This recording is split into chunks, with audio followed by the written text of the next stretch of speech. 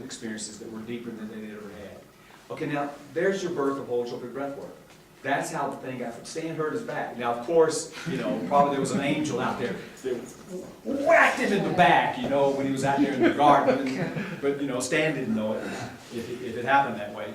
But, I'm sure this whole thing is divinely inspired. But at the same time, think of how simple that is.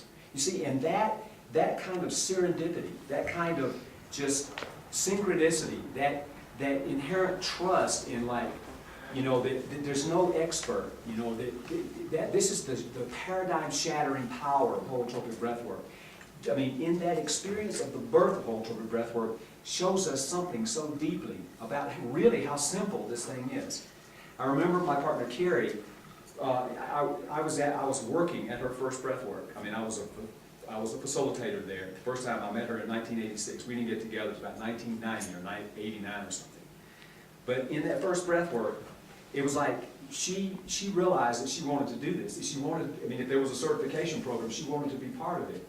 But she was despairing because she felt that the facilitators had to be psychic. Because of the work, we actually looked like we knew what we were doing. We actually looked like spiritual and all together and walking around working with people. So Carrie's like, well, shit, I'm out of luck. I'm not psychic. I'll never be able to do this thing. Well, okay. Good news for Carrie and good news for all of us. There ain't hardly any of us are psychic. I wouldn't know. I wouldn't know some energy that hit me in the head. If I'm looking at somebody, I'm just not psychic at all. And in fact, if you are psychic, it's going to get in your way. And we'll talk about that because then you'll think you know what's best for somebody. And you will not be relying on their inner healing. So what we hope will happen then this week, one of the things is, one of the first things would be that this will be the beginning of demystifying for you, holotropic breathwork. I was in awe of my facilitators, my first breathwork. They did something, I thought they were gods and goddesses, that they were just these amazing people, and they had to be so much more spiritual than I was, and what you're going to learn this week is that, it's just a bunch of humans in there doing the best we can. Those of you that are going to stick around here and keep learning this and want to be practitioners, you are going to spend a hell of a lot of money to learn how to be a high-tech pillow mover. A high-tech pillow mover. We're going to teach you about moving pillows, making sure mosquitoes don't get on people's faces, things like that. These are our great inner secrets. This is what you're going to learn this week. You're going to be going, I paid all my money for that? It's so simple. But this is the paradox. Once again, the paradox. Our minds get in the way. Our heads get in the way. We live in a culture that is completely obsessed and designed about giving away power.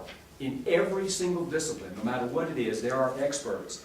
And we have been disempowered since birth, all of us. Women, men, all of us as children in various ways. Our educational systems. Jungian slip. Our educational systems, are designed in a sense to make us need something else, to feel that we can only learn from outside ourselves. And so for those of us that have grown up in those kinds of cultures, to come here and to experience something that is radically the opposite of that, you see, where every bit of power we learn from my own experience that every bit of power that we could ever need as a human being resides totally within us. That true perfect power is there. And that one way to metaphorize our awakening as human beings would be the gradual coming to embrace and understand and work with and allow that power to do its experience for us. See, that would be a nice way to describe a life strategy in a sense. And that is the basic holotropic strategy. But when we come here, like I say, we get it with our minds. Oh yeah, I know that, the inner healer, sure, this is how subtle it gets, and we'll talk about all the subtleties, the games that we play with each other all the time with this. We go, oh well, I know that when I'm working with the breather, that it's not me doing the work. It's the divine working through me. I want to say, it's not even that. You see, that's just a more sophisticated way of owning that you're the one being the doer. Because if it's the divine working through anybody that's getting the work done, it's not the facilitator, but it's the divine working through the breather. You see, through the power of the breathers in our heater. That's what's making things happen. Okay, and so in one sense, one thing I'm telling you is holotropic practitioners are not important at all. And here's the paradox. In another sense, because to become unimportant is hugely important. So in one sense, we are important. You see what I'm saying? You will find that the practitioners are important as well. We are important in the fact that we are not important.